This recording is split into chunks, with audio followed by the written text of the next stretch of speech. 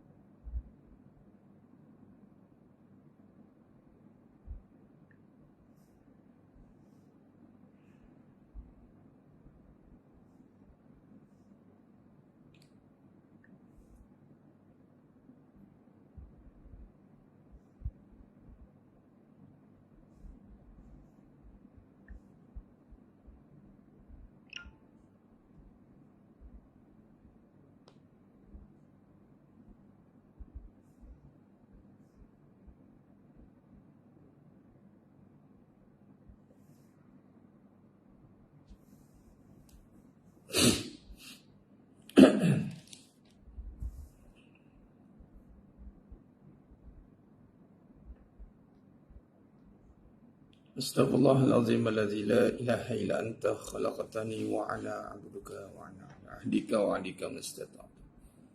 A'udzubika min syarri ma sana'tu wa laka bi ni'matika alayya wa a'udzu bi dzambi faghfir li fa innahu la yaghfiru dzunuba illa anta.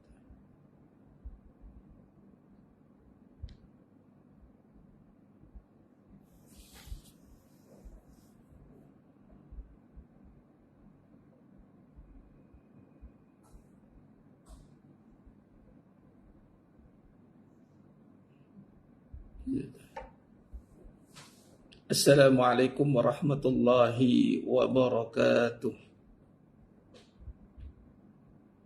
Bismillahirrahmanirrahim.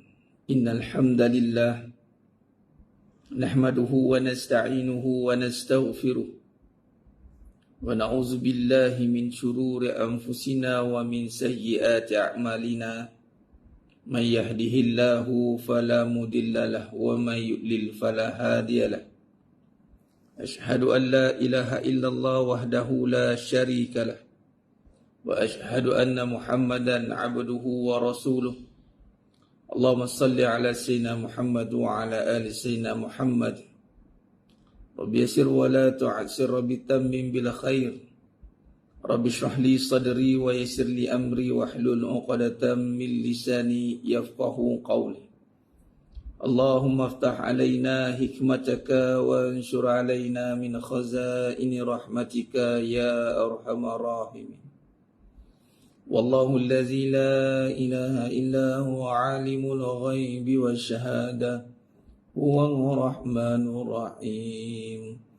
Wallahu allazi la ilaha illa huwal malikul quddus الملك القدوس السلام المؤمن المهيمن العزيز الجبار المتكبر سبحان الله عما يشركون هو الله الخالق البارئ المصور له الأسماء الحسنى يسبح له ما في السماوات والأرض وهو العزيز الحكيم. ولا حول ولا قوة إلا بالله العلي العظيم. ولا منجا من الله إلا إليه. أما بعد. Ayyuhal mu'minun ittaqullah usikum wa iyaya bittaqwallah faqad fazal muttaqun. Sidang jemaah yang dimuliakan Allah Subhanahu wa taala, mudah-mudahan kita semua tergolong dalam golongan hamba-hambanya yang benar-benar bersyukur. Amin ya rabbal alamin. Alhamdulillah. Syukur pada Allah SWT pada pagi yang penuh barakah ni kita berada di hari Jumaat, Yaumul Jum'ah Sayyidul Ayyam, pada minggu pertama, Jumaat pertama di dalam tahun baru Islam, 3 Muharram 1445 Hijrah. Mudah-mudahan tahun ini jemaah sekalian, dengan hadirnya, dengan datangnya tahun baru Hijrah 1445 Hijrah ini, membukakan satu lembaran baru untuk kita. Minggu atau Jumaat yang pertama, minggu yang pertama Jumaat ini sebagai menjadi titik tolak, sebagai satu suasana yang kita boleh wujudkan sebagai pencetus untuk kita terus melakukan kebaikan, bertambah kebaikan. Dan sifat orang beriman ini, walal akhiratu khairul laka minal ula, yang akhir itu mesti lebih baik daripada yang awal. Kita ni semua ada perjalanan, dan perjalanan kita sudah pasti adalah perjalanan yang menuju ke arah kebaikan dan lebih baik.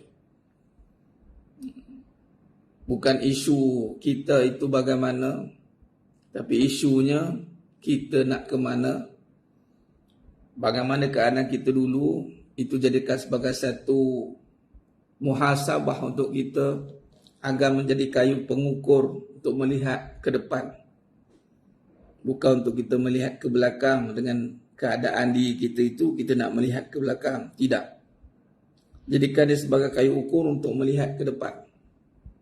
Lalu apabila kita untuk melihat ke depan, maka sudah pasti sekiranya kita lakukan muhasabah.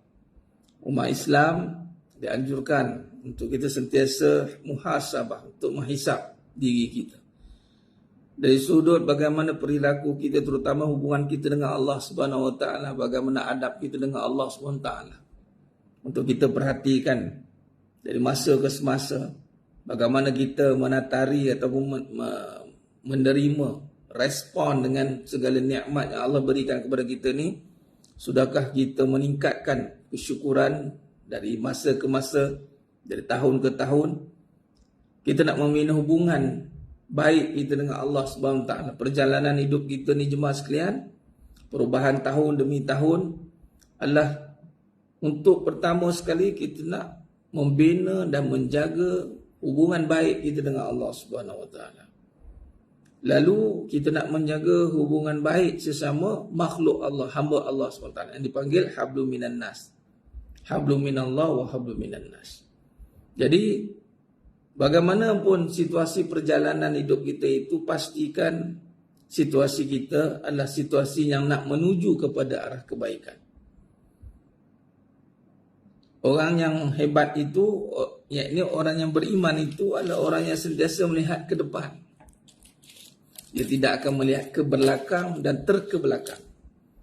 Ke depan ia itu adalah yang menjangkaui kebenaran. Yakni dia melihat dari sudut pandang akhirat. Dia terus pergi kepada kesan atau impak yang paling last sekali apa jadi. Itu pandangan akhirat. Dia tidak lagi tengok keadaan dia kat dunia ni dengan apa yang situasi dia, dengan habuan nak dunia macam mana. Tidak. Dia akan sentiasa melihat bagaimana keadaan dunia dia ini, kesan dia kepada akhirat dia nanti. Jadi perbandingan muhasabah yang dia nak lakukan itu, pastikan muhasabah yang membawa keadaan akhirat dia. Bukan hidup dia tengok dunia ni apa nak lagi, bukan. Bukan tengok dunia ni apa yang tak ada lagi, bukan. Bukan tengok dengan kehilangan dunia itu, bukan. Tapi kita nak tengok keadaan kita akhirat nanti. Bagaimana situasi hidup kita kat sana. Kita sentiasa letakkan harapan yang pasti. Harapan yang membawa kepada kebenaran.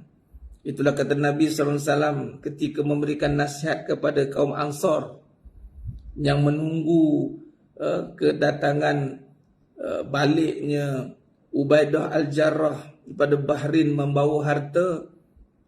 Kaum Ansar waktu itu berharap agar dapat habuan daripada Ubaidah Al-Jarrah Lalu Nabi pun memberi nasihat kepada mereka, abshiru wa amilu ma yasurrukum. Bergembiralah, abshiru wa amilu, dan berharaplah kepada apa yang menggembirakan kamu. Nampak, Nabi betul bagi nasihat. Walaupun ketika itu memang mereka sedang menunggu satu perkara yang mengembirakan bagi manusia yang bersifat lumrah, yakni dunia ini memang bagi nafsu memang seronok. Tetapi Nabi terus memberikan peringatan agar kita ini terus berharap, terus bergembira dengan apa yang mengembirakan kita sebenarnya. Lalu yang mengembirakan kita, kata Allah Subhanahu wa taala dalam suratul Baqarah ayat 25. Satu perkhabaran khusus buat orang beriman. Ketika kita tengah, mungkinlah dunia ini jemaah sekalian, dalam kita nak bertatih, mungkin kita tengah nak menyusun langkah rentak perjalanan kita, mungkin kadang-kadang kita tersadung, tersungkur sedikit, terjatuh. Kemudian kita nak bangun balik, mungkin ada satu perasaan yang nak kita selesaikan daripada kejatuhan itu mungkin. Tapi jangan bangun asbab orang kata pun dengan kekecewaan itu, jangan bangun dengan rasa fed up, jangan. Itu bukan sifat orang Islam, bukan sifat orang beriman. Lalu ingatlah kata-kata Allah ini dalam surah Baqarah ayat 25. Apa kata Allah? Wa basyiril ladzina amanu. Kabarkan berita gembira bagi orang yang beriman dan yang beramal saleh. Wa basyiril ladzina amanu wa 'amilus salihati anna lahum jannat. Kabarkan berita gembira bagi orang beriman dan yang beramal soleh, anna lahum jannatin tajri min tahtihal anhar. Bagi mereka syurga yang mengalir di bawahnya sungai. Ini satu perkabaran yang indah. Dan kita sebagai orang beriman, bila dengar kalimah ataupun kalamullah daripada Al-Quran, mestilah kita letakkan satu sikap, satu sifat husnuzan, bersangka baik dengan Allah. Dan kita kena melihat yang satu khabaran yang penting, apatah lagi yang melibatkan tawaran. Lalu kita bergembiralah dengan tawaran Allah. Dan ini satu perkara yang mesti kita tanamkan dalam hidup. Apatah lagi dengan membuka lembaran baru tahun Hijrah 1445 ini. Bagaimana kita nak melihat penghayatan, kesan di dalam kehidupan ini. Bagaimana kita nak ambil kesan penghayatan jemaah sekalian. Di sinilah pentingnya untuk kita melihat kembali, merungkai kembali perjalanan hijrah. Apakah kesan dan natijah dalam hidup kita ini jemaah sekalian. Nabi telah berhijrah, peristiwa hijrah ni sudah 1400 tahun telah berlalu. Kita kena memastikan, tengah memastikan bagaimana situasi perjalanan kita ini. Adakah sentiasa melihat ibrah dan pengajaran penghayatan, atau kita hanya biarkan ia berlalu? Jadi pagi ini jemaah sekalian, alhamdulillah kita akan menyentuh topik ini tentang tajuk dia ma'al hijrah. Semua maklum, cuma kita nak lihat bagaimana sudut pandang penghayatan dalam hidup kita. Baik, alhamdulillah jemaah sekalian, pagi ini bersiaran lagi kita bersama dengan surah An-Nur fasa 3 Seremban Selatan. Jadi alhamdulillah bolehlah kita bersama-sama membantu mengimarahkan surah An-Nur fasa 3 Seremban Selatan dengan kita menginfakkan dana kepada surau agar terus berlangsungnya aktiviti-aktiviti pengimarahan. Kita pun nak menumpang pahala dengan surau ini dengan kita menginfakkan. Buatlah infak bulanan lagi baik, buat autodidak kan senang ke. Alhamdulillah. Dan kita bersiaran lagi bersama surah An-Nur fasa 3 Seremban Selatan. Terima kasih pada pihak jurutankuasa Cik Zul dan semua. atas penglibatan ini. Dan jemaah sekalian yang telah bersiaran bersama dengan surah An-Nur fasa 3 Semua Selatan. Bantu sebarkan lagi. Tadi ada saya tengok jemaah ada kata ni tengah tak perasan adalah tengah tengok ulangan. Ni bukan ulangan ni betul live ni. Ni betul live ni bukan ulangan. Ni tengah live ni. Jadi alhamdulillah bantu sebar-sebarkan jemaah sekalian. Alhamdulillah. Baik. Apabila kita berbicara soal hijrah, pertama kita lihat bagaimana yang berlaku pada baginda Nabi sallallahu alaihi wasallam. Penghijrahan yang berlaku pada Nabi sallallahu alaihi wasallam itu jemaah sekalian adalah penghijrahan yang melibatkan tempat. Itu yang pertama. Berlakunya perpindahan bagaimana Nabi sallallahu alaihi wasallam telah disyariatkan oleh Allah Subhanahu wa taala untuk keluar daripada kota suci Mekah. Yang pertama, kalau kita lihat berlakunya penghijrahan Nabi yang mana disitulah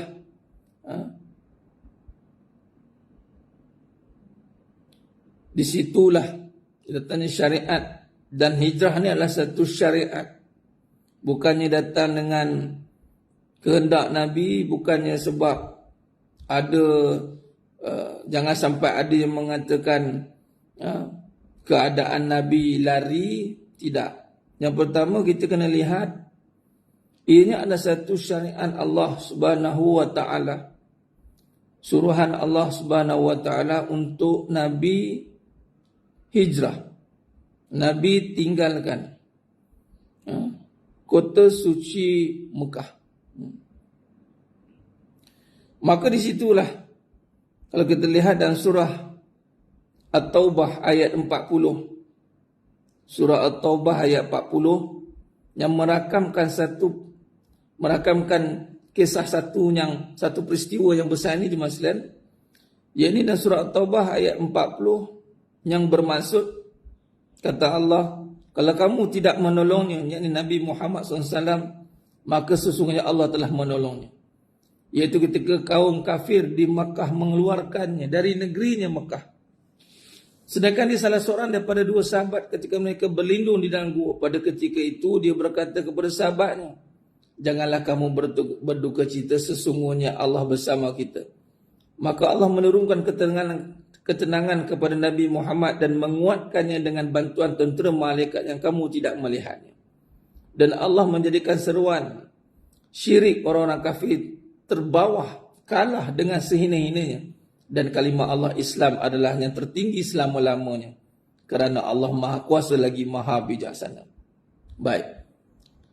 Pertama kita lihat peristiwa itu berlaku apabila di sini Allah mengatakan bahawasanya orang kafir ni ketika Allah SWT mewahyukan kepada Nabi SAW, itu wahyu yang pertama turun.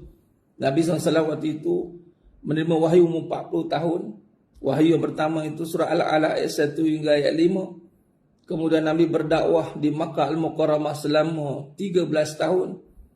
Dan peristiwa sebelum hijrah ni ada berlaku peristiwa Isra wal Mi'raj, yang mana Nabi SAW diperjalankan dengan keadaan yang mana tahun duka cita, duka nestapa. Kemudian Nabi diperjalankan daripada minal Masjidil Haram ila Masjidil Aqsa. Maka peristiwa hijrah ini berlaku setelah peristiwa Isra wal Mi'raj. Bermaksud ketika itu 13 tahun Nabi berdakwah. Tu lihat.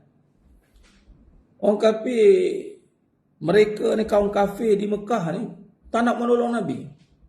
Menentang Nabi. Malah berusaha untuk mengancam Nabi.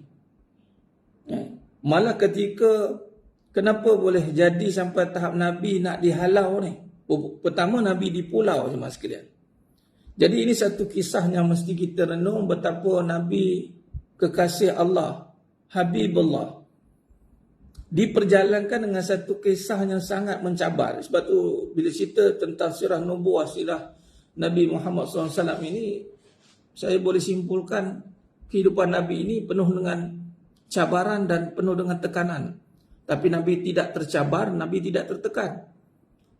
Bayangkan Nabi penduduk Mekah. Nabi lahir di kota suci Mekah. Nabi lahir tempat mak ayah Nabi kat situ. Nah, tapi Nabi peringkat pertama dakwah. Dakwah ni terbagi pada dua, yakni dakwah di Mekah dan dakwah di Madinah. Dakwah di Mekah adalah dakwah secara sulit. Dakwah di Madinah, dakwah secara terbuka yang melibatkan peristiwa hijrah. Tapi Nabi dakwah 13 tahun secara sulit.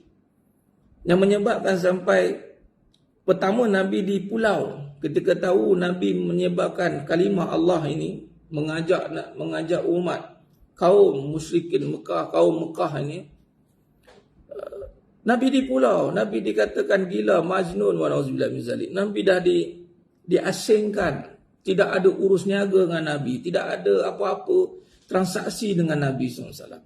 Bayangkan. Bila Nabi telah di pulau, tetapi Nabi masih tidak boleh diapa-apakan lagi. Kerana ketika itu ada pak saudara Nabi. Abu Talib ketika itu masih hidup. Keturunan Nabi SAW ini, keturunan Tok Nabi Abdul Muttalib ini adalah keturunan pembesar. Nabi ni keturunan hebat mas sekalian. Walaupun kalau kita nampak Nabi ni susah kerana kematian pak Nabi, mak Nabi. Maka Nabi ni yatim piatu. Jadi yang kat situlah datangnya susah. Keadaan Nabi itu paksa numpang dengan pak saudara Nabi Abu Talib.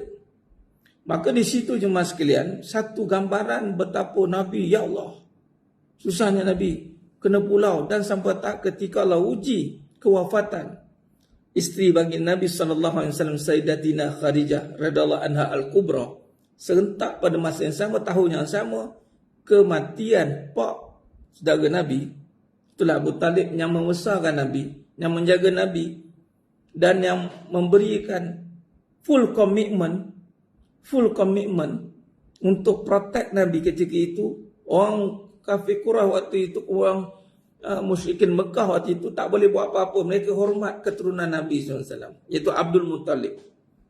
Jadi kewafatan isteri Nabi yang sangat membantu perjuangan Nabi, yang sangat memberikan satu semangat yang luar biasa. Ini penting para isteri sambil-sambil sambil-sambil tu apa nak cerita hijrah ni, antara peranan penting tulang belakang yang menjadi penyokong, malah Allah syariatkan manusia pertama yang masuk Islam itu adalah isteri Nabi SAW. Maka ini satu perkara yang mesti kita berikan perhatian. Kita isteri ni mesti macam mana pun dia kena mesti penyokong kuat pada suaminya. Kerana itu memang syariat yang berlaku dalam hidup Nabi SAW.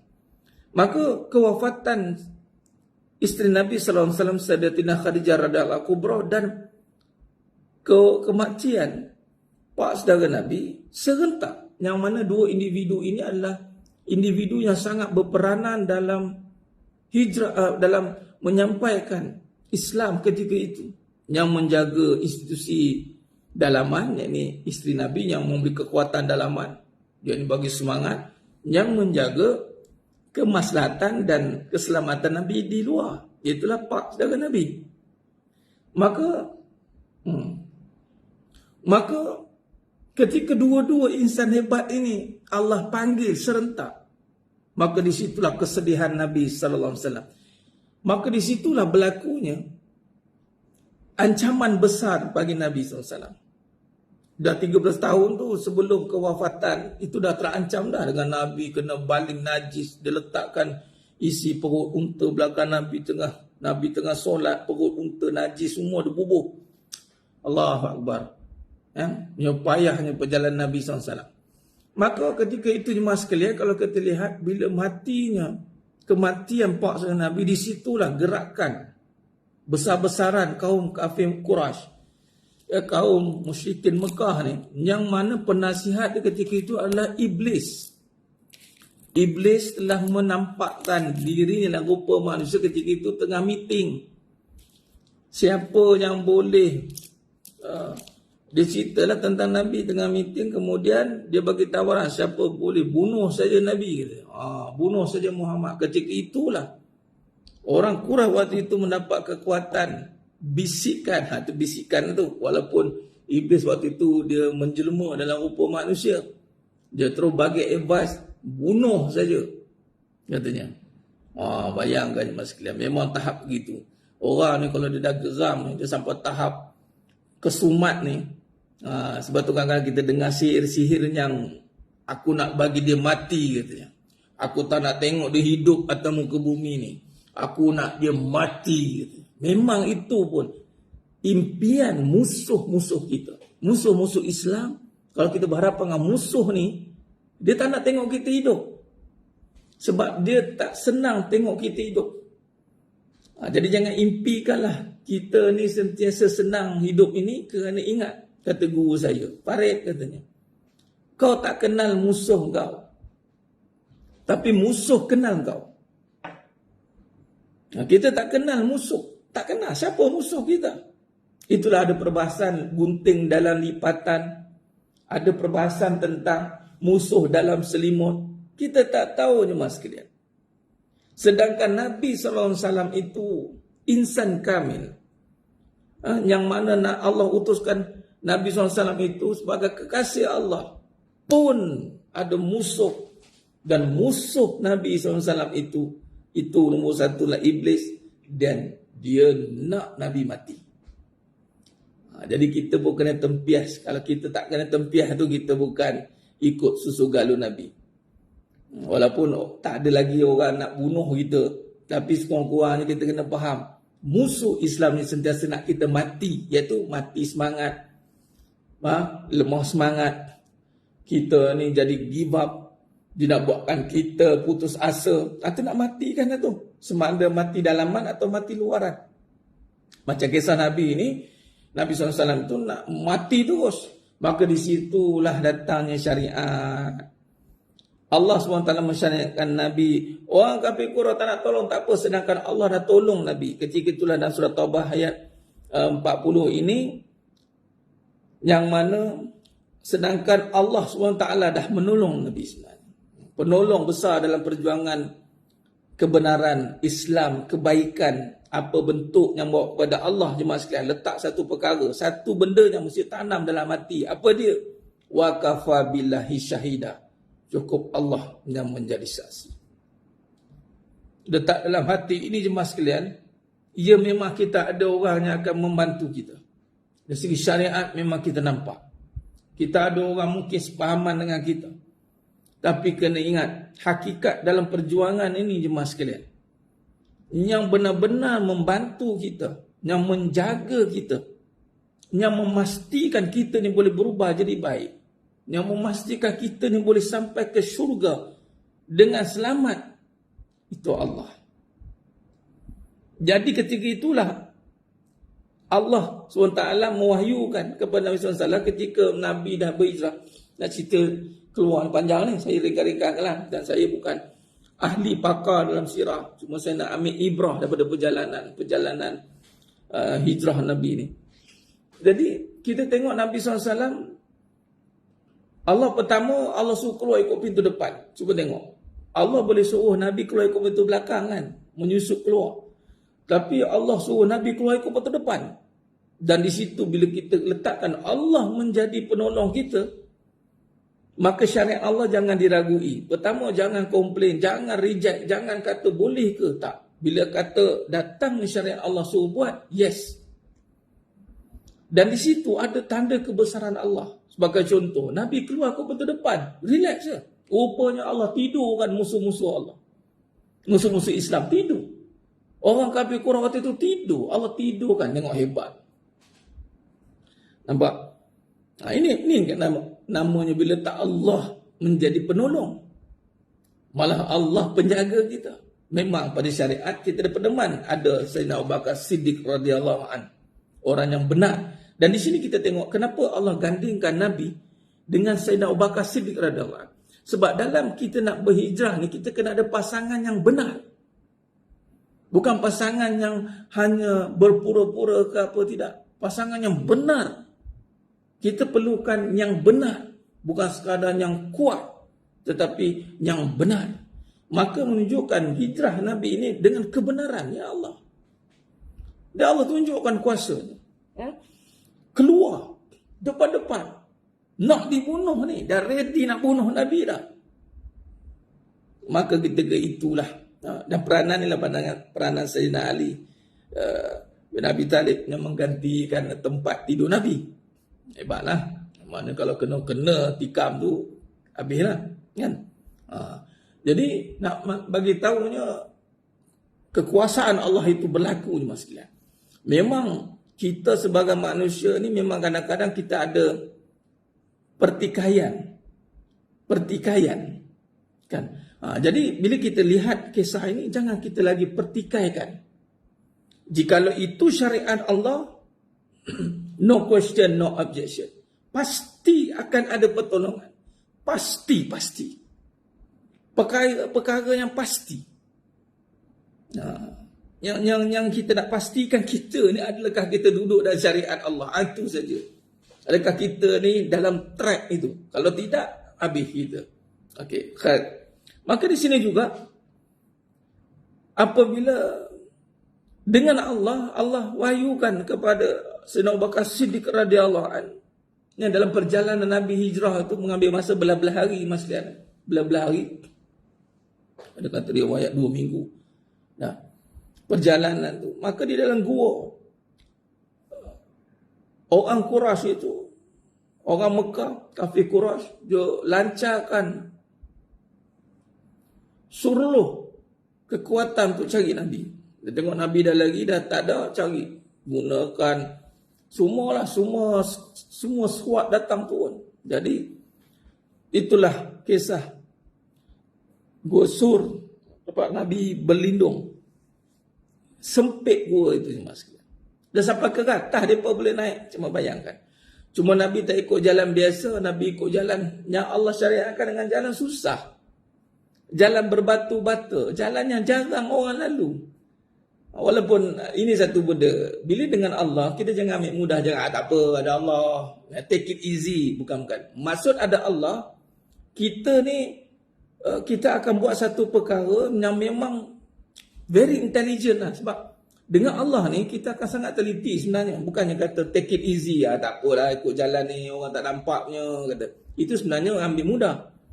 Bila dengan Allah ni, Nabi terpaksa pilih jalannya, route yang memang orang kata apa? Orang tak jalan tempat tu. Memang berbatu-batu kena panjang gusur tinggi. Ini peranan Asma bintu Abu Bakar Sayyidatina Asma bintu Abu Bakar Siddiq radhiyallahu anhu. Waktu itu mengandung 7 bulan mas sekalian. Naik gua sur lagi tinggi pada gua Hira. Allah. Dan ketika itu Allah kata, Allah rakamkan bagaimana Nabi SAW ketika musuh tu dah sampai depan gua lah. Maka Nabi bila dengan Allah, Nabi kata pada Sayyidina Abu Bakar Siddiq radhiyallahu anhu, la takhaf, la tahzan. Di sini nah. Di sinilah datanya bagaimana keyakinan Nabi SAW. La tahzan innallaha ma'ana. Iz yaqulu li sahibihi iz yaqulu li sahibihi la tahzan innallaha ma'ana. La tahzan innallaha ma'ana.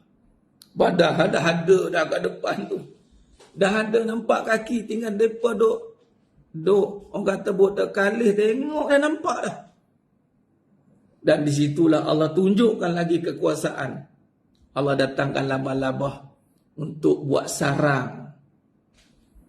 Dan inilah kata ni, Allah sebaik-baik perancang, Allah sebaik-baik penolong, Allah sebaik-baik pelindung.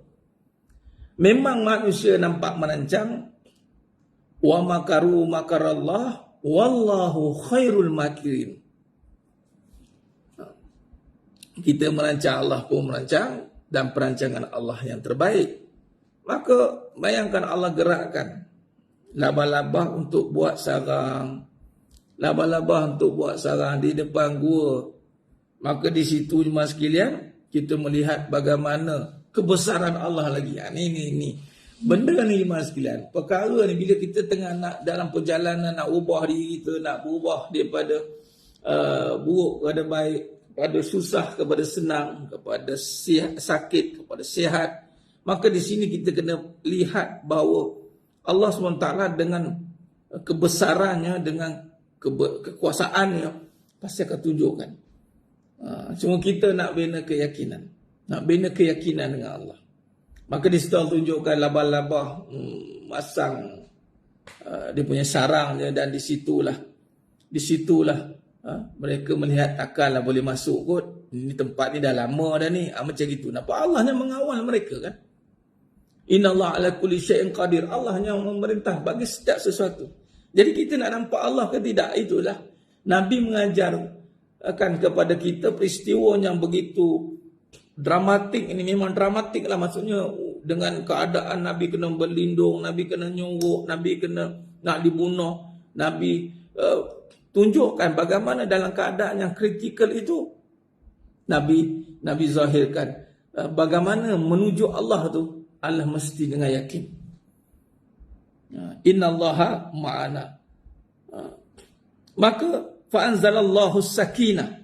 Bila kita kata innallaha ma'ana, apa pengajaran yang kita dapat? Fa'anzalallahu sakinah. Kata Allah dalam surah Taubah ayat 40 tersebut, maka Allah menurunkan ketenangan kepada Nabi Muhammad SAW dan menguatkannya dengan bantuan tentera malaikat. Ketika itu iman sekalian, Allah Akbar. Yang bila kita kata Allah bersama dengan kita, dan dia begini iman sekalian, jangan cakap macam ni. Layak ke ustaz saya Allah bersama dengan saya? Layak ke saya ni pendosa, saya ni begitu begini? Kita jangan buat spekulatif. Jangan kita buat satu tanggapan negatif tentang Allah. Memang kita wajib bersama dengan Allah. Hang berdosa ke, hang siapa ke, dan memang kita pun memang berdosa. Memang kita kena bersama dengan Allah. Sebab Allah lah yang mengampunkan dosa kita. Allah lah yang menghidupkan kita, yang mematikan kita. Yang lagi parah bila tak nak bersama Allah. Maka di sini ayat ini kita kena letakkan innallaha ma'ana. Allah bersama dengan aku. Bila kita cakap dengan yakin, ini kata perjalanan hijrah ni menuju Allah. Bila menuju Allah ni perbincangannya adalah yakin kenal Allah. Yakin kenal Allah. Kenal Allah dan yakin. Tu ayat dia. Kenal Allah dan yakin. Kenal Allah dan yakin. Kenal Allah dan yakin. Maka terkeluarlah daripada kalam lisan kita, daripada hati yang yakin tadi, yang ada iman, la tahzan innallaha ma'ana.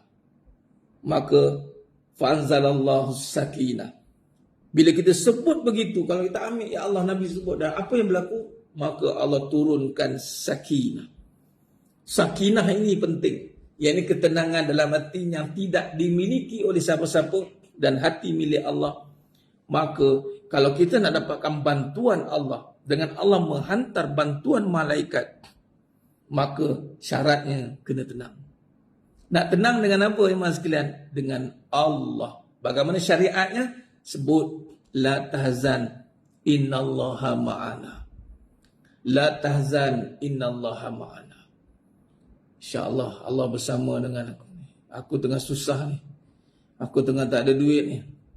Aku tengah nak berubah orang mengata aku ni. Orang buka aib aku ni. Orang pelikihkan aku ni. Orang ada agenda nak menjatuhkan aku. Orang pandang serong, pandang sebelah mata, pandang tak ada mata. Cakap dalam hati, innallaha ma'ana. Cakap pada diri dalam hati bagaimana Nabi lalui peristiwa hijrah. Yang mana waktu itu Nabi dalam keadaan sangat genting. Dan Nabi bersembunyi di gua Sur. Maka kita pun kata Nabi telah melalui peristiwa ini. Maka kita nak ikut jejak langkah Nabi. Walaupunlah tidak sesempurna bagaimana perjalanan yang kita lalui itu, namun sekurang-kurangnya kita ingat peristiwa ini.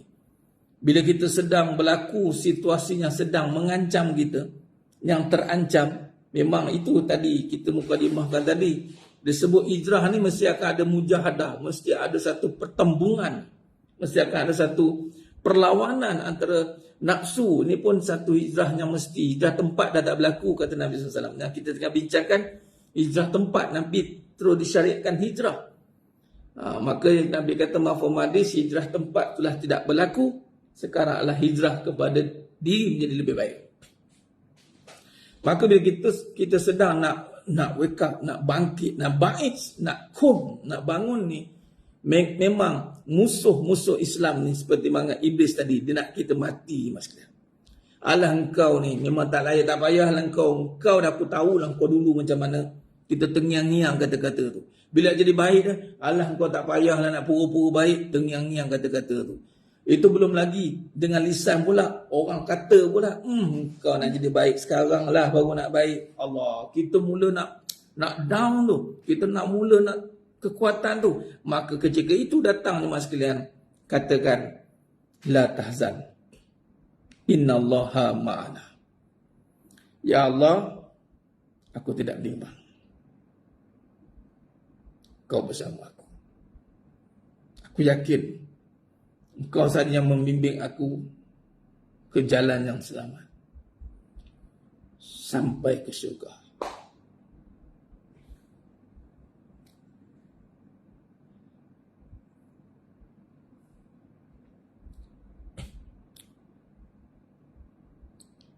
Di sinilah jemaah sekalian nak tengok hubungan kita dengan Allah.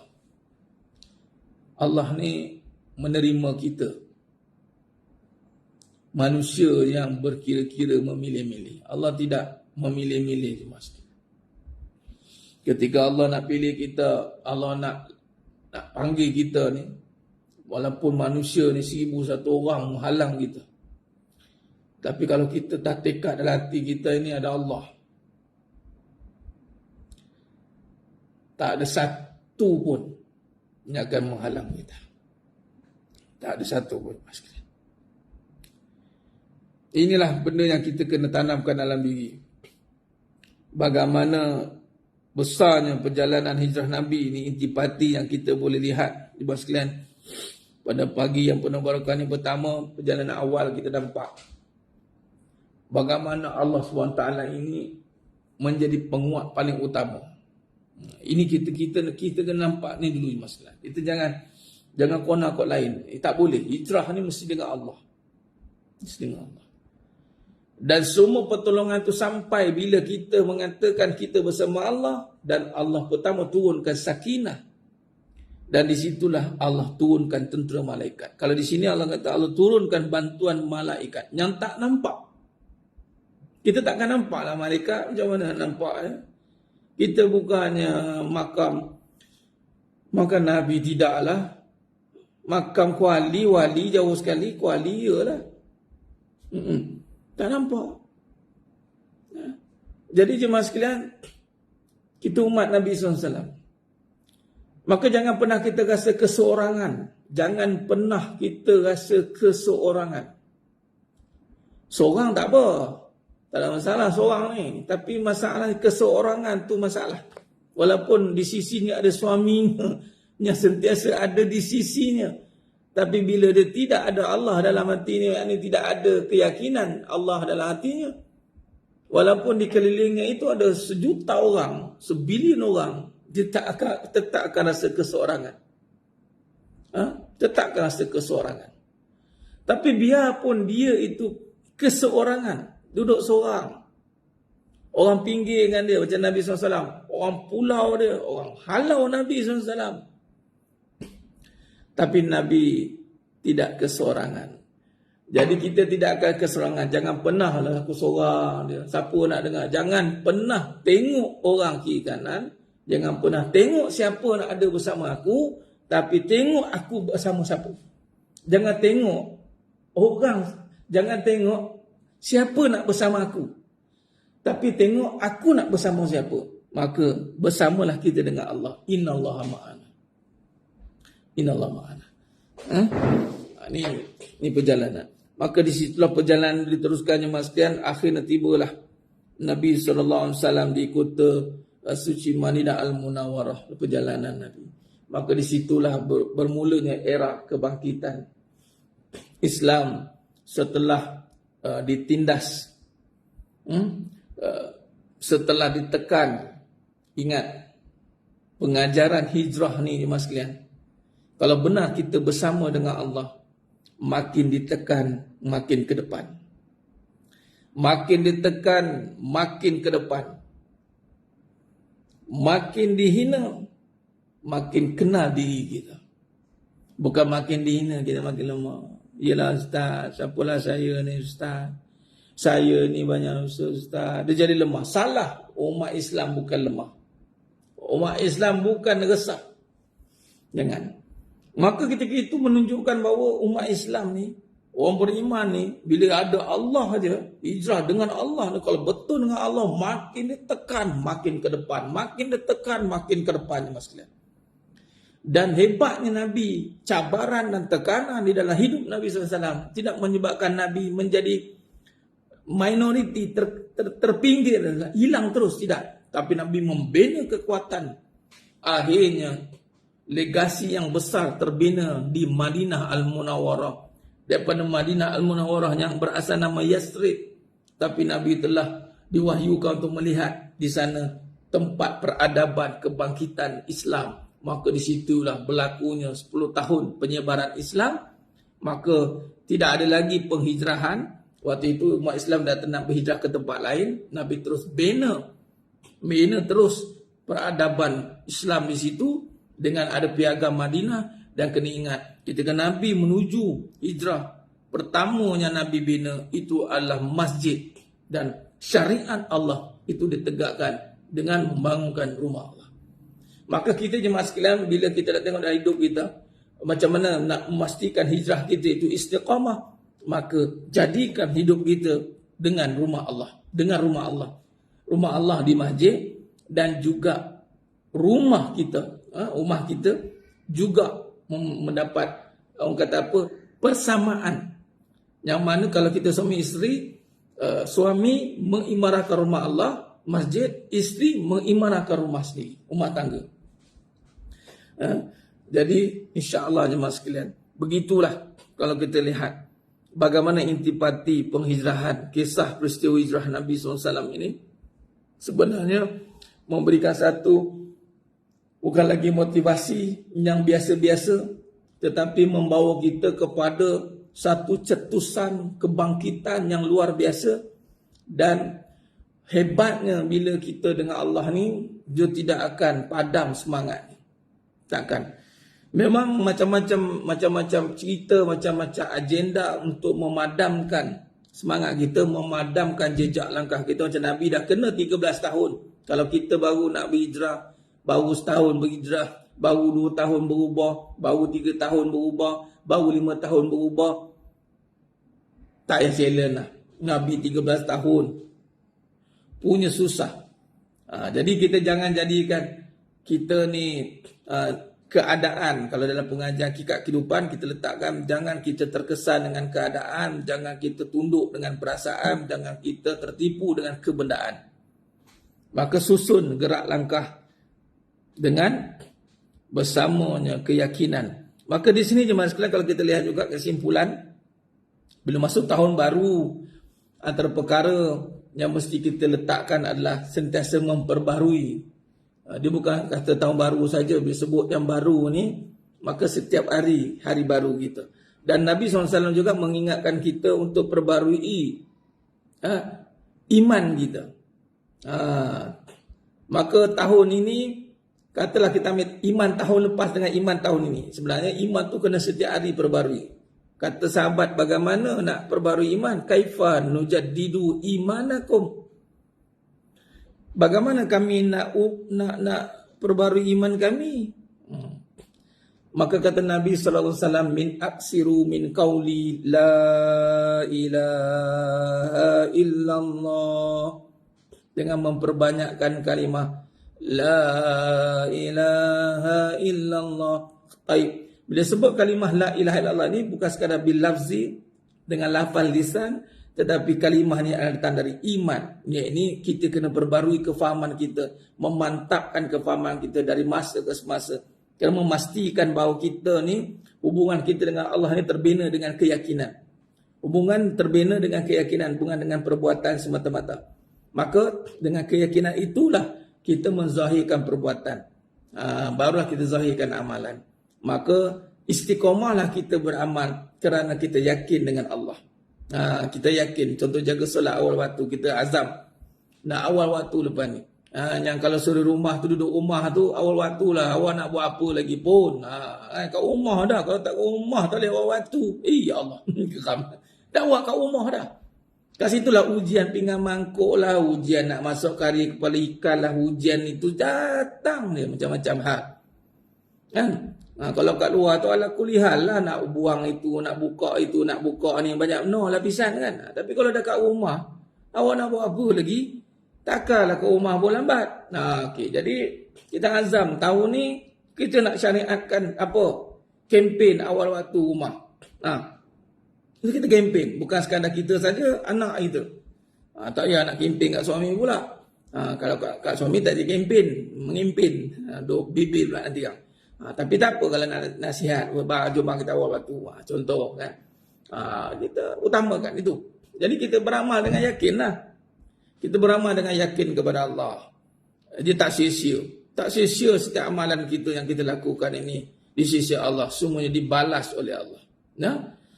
Jadi jemaah yang muliakan Allah SWT, ambillah ibrah daripada perjalanan hijrah Nabi SAW. Antara ibrah besar tu, jangan lemah semangat. Jangan kita rasa kesorangan. Kita ada Allah yang maha menjadikan. Tinggal lagi persoalannya, yakinkah kita dengan Allah Subhanahu Wa Taala? Bina keyakinan, perbarui iman kita. Nabi kata, jadidu imanakum, perbaruilah hubungan keyakinan kita dengan Allah. Bagaimana nak perbarui? Itu dengan perbanyakkan kalimah la ilaha illallah dan duduk di dalam perbahasan yang membincangkan tentang kebesaran Allah. Tidak boleh skip, setiap hari kena dengar tentang kebesaran Allah. Kelas-kelas atau pengajian yang membawa kepada perbahasan kebesaran Allah, membincangkan tentang Allah, sifat Allah, maka wajib kita duduk dan kita dengar. Atau kita kena setiap hari membincangkan perbahasan tentang Allah. Tidak boleh tidak. Biar kita sikit-sikit Allah. Sikit-sikit Allah daripada Allah sikit-sikit. Biar orang pulaukan kita kerana sebut nama Allah. Lebih baik daripada Allah pulaukan kita kerana kita tidak menyebut nama Allah. Dan memang kena banyakkan sebut Allah. Wazkurullaha katsira. Wazkurullaha katsira la'allakum tuflihun. Perbanyakkanlah ingat Allah. Mudah-mudahan kamu jadi orang yang beruntung. Wallahu a'lam. Di masa sekalian itu saja. Terima kasih kepada pihak Surah An-Nur Fasa 3 Isban Selatan.